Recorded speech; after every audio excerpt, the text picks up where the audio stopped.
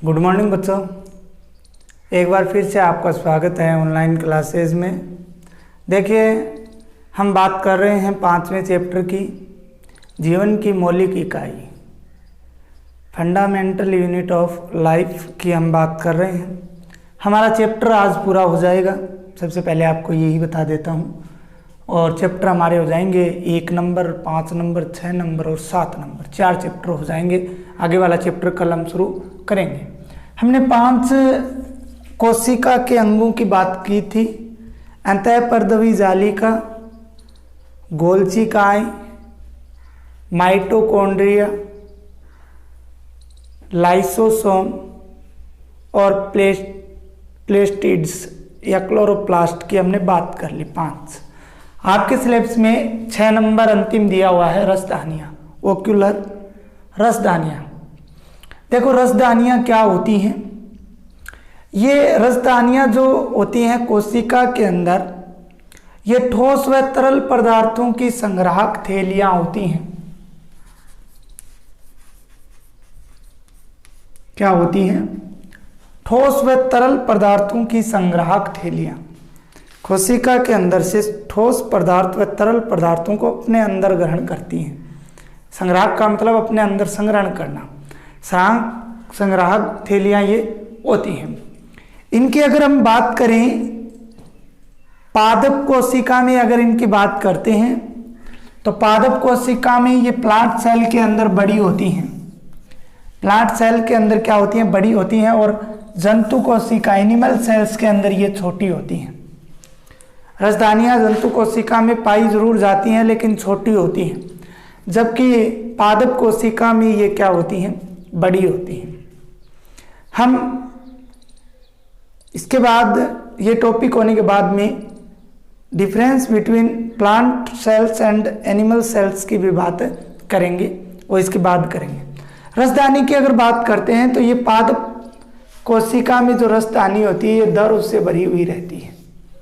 पादप कोशिका में मैटर से भरी हुई रहती है, जिसके कारण ये कोशिका को स्फीति व कठोरता प्रदान करती है या उसमें भूमिका निभाती है। स्फीति या कठोरता प्रदान करने में क्या करती है? भूमिका निभाती है। इस रसदानी या वोक्यूल्स के अंदर बहुत सारे मटेरियल जैसे एमिनो अम्ल है, शर्करा है, विभिन्न कार्बनिक अम्ल है, कुछ प्रोटीन्स भी इसके अंदर उपस्थित रहते हैं। एमिनो अम्ल, शर्करा, कार्बनिक अम्ल, प्रोटीन, ये इसके अंदर उपस्थित रहते हैं। इसका अगर कार्य की बात करते हैं कि इसका कार्य क्या होता है, तो कोशिका के अंदर अतिरिक्त तो जो जल होता है उसको ये बाहर करने का कार्य करती है, तथा अपशिष्ट पदार्थ जो होते हैं कोशिका के अंदर उनको भी ये बाहर उत्सर्जित करने का कार्य करती हैं। तो ये थी रसदानी। ठोस व तरल पदार्थों की संग्राहक थैलियाँ होती हैं। एनिमल सेल्स के अंदर स्मॉल होती हैं, जबकि प्लांट सेल के अंदर बिग होती हैं। पादप कोशिका की रसदानी के अंदर मैटर पाया जाता है जो उस कोशिका को स्फीति व कठोरता प्रदान करता है। इनके अंदर विभिन्न पदार्थ, एमिनो अम्ल, शर्करा, कार्बनिक अम्ल, कुछ प्रोटीन्स पाए जाते हैं। ठीक है। इसके अलावा ये अतिरिक्त जल व अपशिष्ट पदार्थों को कोशिका से बाहर करने का कार्य भी करती हैं। तो ये थी रसदानी। इस प्रकार हमने कोशिका के अंगों की विस्तार से बात कर ली। अब हम बात करेंगे difference between plant cell and animal cells. इससे पहले, ये पढ़ने से पहले हम साथ में इनके डायग्राम की भी बात करेंगे कि पादप कोशिका कैसी होती है और जंतु कोशिका कैसी होती है। देखो, दोनों की साथ साथ बात कर लेते हैं कि पादप कोशिका क्या है और जंतु कोशिका क्या है। बिल्कुल इजी से हैं। आप देखिए, सबसे पहले हम बात करते हैं पादप कोशिका की।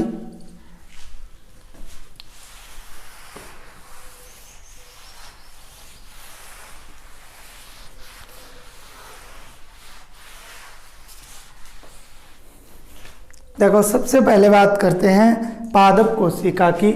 तो पादप कोशिका की बात करते हैं। कोशिका मान लीजिए हम 2 कोशिका बनाते हैं। एक कोशिका हमने ये बना ली, ठीक है, और एक कोशिका हमने ये बना ली, ठीक है। दोनों में डिफरेंस की बात कर रहे हैं, ठीक है। पादप कोशिका झिल्ली दोनों में होती है। ये मान लीजिए 2 कोशिका है, ये इसके अंदर कोशिका झिल्ली है, कोशिका झिल्ली है। ये चाहे एनिमल सेल हो चाहे प्लांट सेल हो, दोनों में पाई जाती है। इसके बाद बात करते हैं कोशिका भित्ति की। पादप कोशिका में क्या होता है, सेलुलोज से निर्मित एक निर्जीव भित्ति पाई जाती है इस कोशिका झिल्ली के बाहर की ओर, जिसे कोशिका भित्ति कहते हैं। ये इस प्रकार से, ठीक है, इसको बोला जाता है कोशिका भित्ति, इसको बोला जाता है कोशिका भित्ति। सेल वॉल भी बोल सकते हो आप लोग, कोशिका भित्ति। ठीक है, ये जंतु कोशिका में नहीं पाई जाती। जंतु कोशिका में क्या होती है, एब्सेंट होती है।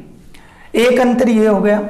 अब इस कोशिका झिल्ली के अंदर इस प्रकार से कोशिका द्रव्य, साइटोप्लाज्म जिसको बोला जाता है, वो भरा रहता है। चाहे कोई सी भी कोशिका हो, जंतु कोशिका हो या फिर पादप कोशिका हो। ठीक है, अब आगे की बात करते हैं। कोशिका भित्ति होती है पादप कोशिका में और कोशिका झिल्ली उसमें होती है, इसके अंदर जो है कोशिका भित्ति नहीं होती जंतु कोशिका। अब बात करते हैं कोशिका भित्ति के अंदर अगर हम बात करें रिक्तिका की, पादप कोशिका में अगर बात करें रिक्तिका की, तो उसमें 1 या 2 बड़ी रिक्तिकाएं पाई जाती हैं। इस प्रकार से 1 या 2 बड़ी रिक्तिकाएं पाई जाती हैं। ये इस प्रकार से रिक्तिका पाई जाती है, जबकि जंतु कोशिका में छोटी या अनुपस्थित होती है रिक्तिकाएं। इस रिक्तिका के कारण इस पादप कोशिका का केंद्रक जो है वो क्या होता है, साइड में परिधि की ओर स्थित होता है। किसकी ओर स्थित होता है, परिधि की ओर स्थित होता है। इस प्रकार से केंद्रक जो है वो परिधि की ओर स्थित होता है। ये हो गया केंद्रक। ठीक है, ये हो गई रिक्तिका,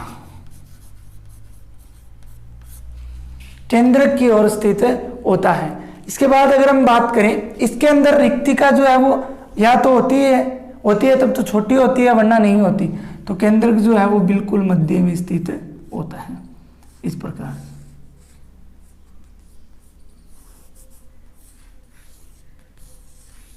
ठीक है, इस प्रकार से केंद्रक जो है वो स्थित रहता है। इसके अंदर जो मैंने ये बनाई है ये केंद्रिक, हमने संरचना की बात कर ली थी केंद्रक की। अब हम 2 नंबर, 1 नंबर कोशिका, 2 नंबर हरित लवक। पादप कोशिका में हरित लवक पाए जाते हैं। क्या पाए जाते हैं, हरित लवक पाए जाते हैं। क्या पाए जाते हैं, हरित लवक। ये प्रकाश संश्लेषण का कार्य करके इसके अंदर कार्बोहाइड्रेट या भोजन का निर्माण करते हैं, जबकि जंतु कोशिका में हरित लवक जो है वो नहीं पाए जाते हैं। जंतु कोशिका में हरित लवक है वो नहीं पाए जाते हैं। इसके बाद अगर हम बात करें आगे, रिक्तिकाएं हो गया। इसके बाद तारकाएं।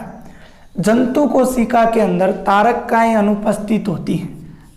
पादप कोशिका के अंदर तारकाएं अनुपस्थित होती हैं, जबकि जंतु कोशिका में उपस्थित होती हैं। जंतु कोशिका में क्या होती हैं, उपस्थित होती हैं।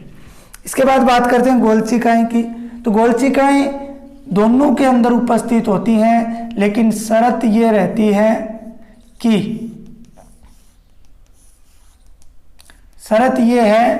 कि पादप कोशिका में ये कम विकसित होती हैं, जबकि जंतु कोशिका में ये ज़्यादा विकसित होती हैं। जंतु कोशिका में क्या होती हैं, ज़्यादा विकसित होती हैं। ठीक है, ये इनके अंदर कर दी हमने। ये हो गई गोलचिका और ये हो गई गोलचिका उपस्थित होती हैं। इसके अलावा संचित भोजन की बात करते हैं तो पादप कोशिका के अंदर स्टार्च या मंड के रूप में होता है, जबकि जंतु या हमारे अंदर, मानव के अंदर अगर हम बात करें तो ग्लाइकोजन के रूप में संचित होता है। किस रूप में संचित होता है, ग्लाइकोजन के रूप में संचित होता है। तो इस प्रकार से ये तो हमने इन अंतरों की बात कर ली। पहला अंतर क्या था, कोशिका भित्ति पादप कोशिका में पाई जाती है जो निर्जीव होती है और सेलुलोज की बनी हुई होती है, जबकि जंतु कोशिका में नहीं होती। हरित लवक पादप कोशिका में पाया जाता है जो प्रकाश संश्लेषण कार्य करता है, इसमें अभाव होता है। रिक्तिकाएं 1 या 2 होती हैं, इसके अंदर बड़ी होती हैं और मध्य में स्थित होती हैं, जिसके कारण केंद्र का वो परिधि की ओर होता है। इसके अंदर छोटी या अनुपस्थित होती हैं। तारकाएं पादप कोशिका में नहीं पाई जाती, जबकि जंतु कोशिका में पाई जाती हैं। गोलचिकाएं पादप कोशिका में कम विकसित होती हैं, जबकि जंतु कोशिका में विकसित एवं सहक्रिय होती हैं।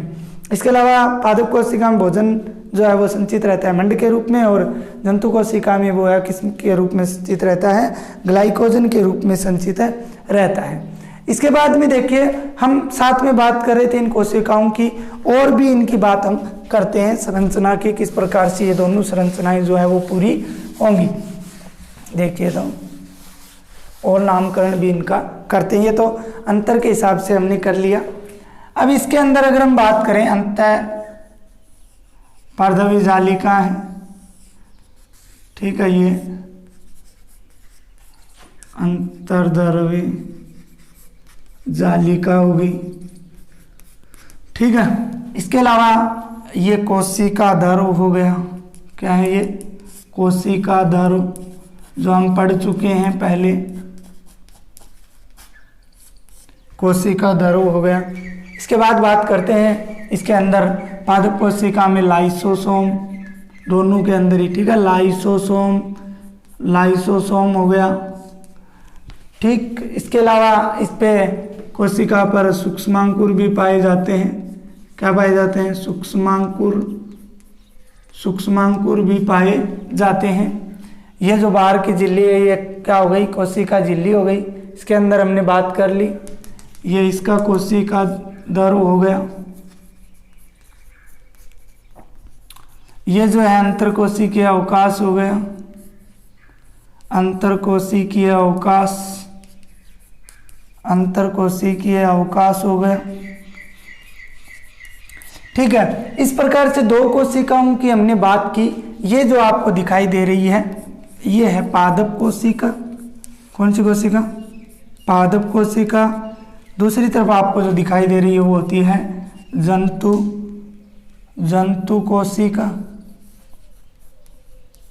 जंतु कोशिका, ठीक है। दोनों के डायग्राम आपको अपनी कॉपी में बनाने हैं, ठीक है। अब देखो बात करते हैं आगे कोशिका विभाजन की। किसकी बात करते हैं, कोशिका विभाजन की बात करते हैं, जो इस चैप्टर का अंतिम टॉपिक है। अब देखो बात करते हैं कोशिका विभाजन की। कोशिका विभाजन अंतिम टॉपिक आपके चैप्टर का, बाद में चैप्टर पूरा हो जाएगा। कोशिका विभाजन इंग्लिश में इसको बोलते हैं सेल डिवीजन,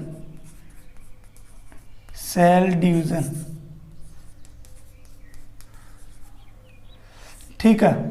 देखो होता क्या है, कोशिका हमने पूरे चैप्टर में पढ़ ली, आधार मूलभूत इकाई यही होती है, ठीक है। इसकी बात कर रहे हैं कोशिका का विभाजन।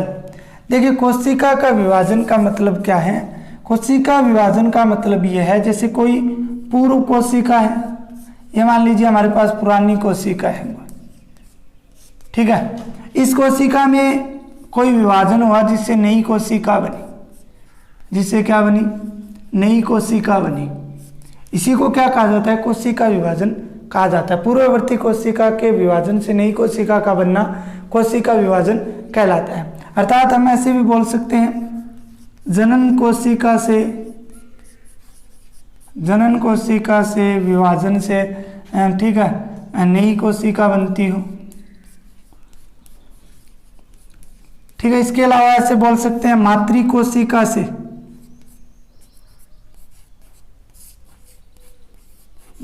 कोशिका से जो है क्या बनती है, अगर पुत्री कोशिकाएं बनती हैं तो उसे भी हम क्या बोलेंगे, कोशिका विभाजन बोलेंगे, ठीक है। यह होता है कोशिका विभाजन।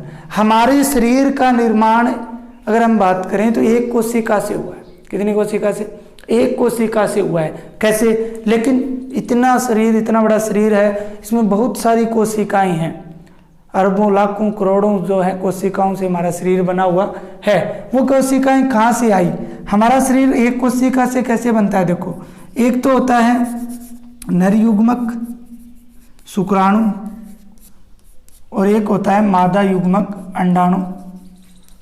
मादा युग्मक अंडाणु, ये तो हो गया शुक्राणु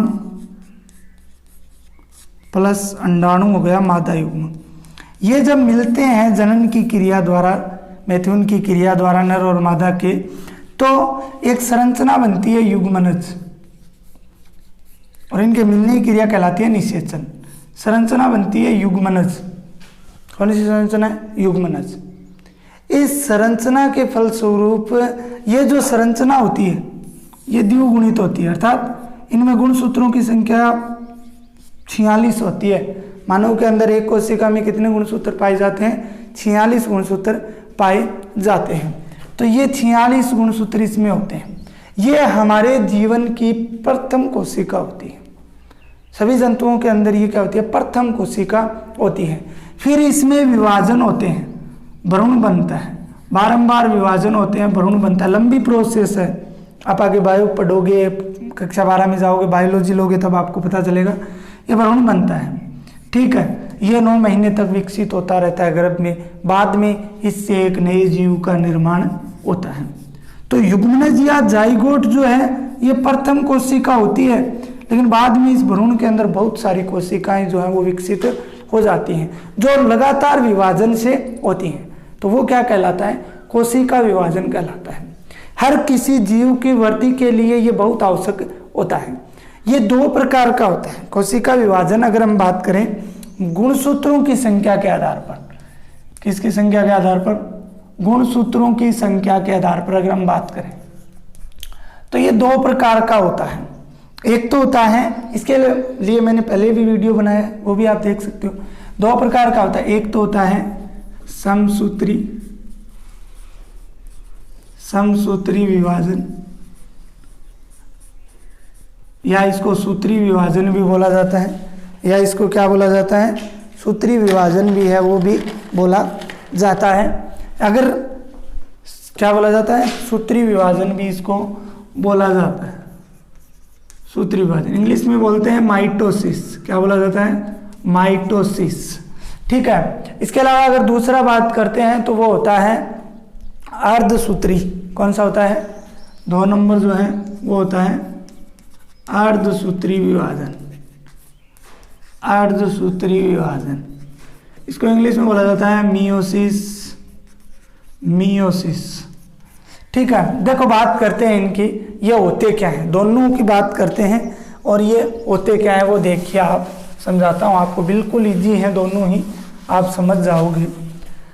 मैंने अभी थोड़ी देर पहले आपको बताया कि मानव की एक कोशिका में कितने गुणसूत्र होते हैं? 46 गुणसूत्र होते हैं। मान लीजिए हमने कोशिका की संरचना ऐसी पढ़ी, ये कोशिका, इसमें 46 गुणसूत्र है। अगर 46 गुणसूत्र हो तो 2n लिख सकते हैं, द्विगुणित बोलते हैं इसको, और n जब लिखेंगे तो वो उसमें 23 संख्या होती है। ये कोशिका है, एक कोशिका। इस कोशिका में विभाजन हुआ, क्या हुआ? विभाजन हुआ। ये मान लीजिए मदर सेल है या मातृ कोशिका है, मातृ कोशिका। इसमें विभाजन हुआ। विभाजन होने से पता है 2 कोशिकाएं बनेंगी। कितनी कोशिकाएं बनेंगी? 2। एक से कितनी बनेंगी? 2 कोशिका। अगर इन दोनों में गुणसूत्रों की संख्या अपनी मातृ कोशिका के समान है, 46 है, तो ऐसा विभाजन क्या कहलाता है? समसूत्री। समान गुणसूत्रों की संख्या, अपनी मातृ कोशिका के समान गुणसूत्रों की संख्या रहती है तो उसे क्या बोला जाता है? समसूत्री विभाजन बोला जाता है। तो ये यहाँ पे जो विभाजन हुआ है ये समसूत्री विभाजन होता है। एक बार फिर से परिभाषा सुन लो। ऐसा विभाजन जिसमें बनी दोनों पुत्री कोशिकाओं में गुणसूत्रों की संख्या अपनी मातृ कोशिका के समान होती है उसे क्या कहा जाता है? समसूत्री विभाजन या सूत्री विभाजन। दूसरा है अर्धसूत्री विभाजन। मान लीजिए यही कोशिका है हमारे पास जिसमें 46 गुणसूत्र स्थित हैं, ठीक है। इसमें कोई विभाजन होता है तो विभाजन कोई सा भी हो 2 कोशिकाएं बनेंगी एक कोशिका में होने से। अब अगर इनमें गुणसूत्रों की संख्या 23 या n है, इन पुत्री कोशिकाओं में गुणसूत्रों की संख्या 23 या क्या है?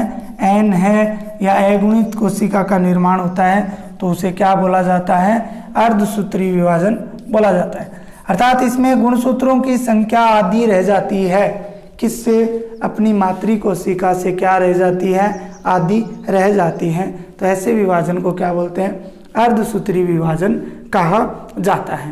तो ये दोनों ही विभाजन आपको याद रखने हैं, बहुत ही इम्पोर्टेंट है।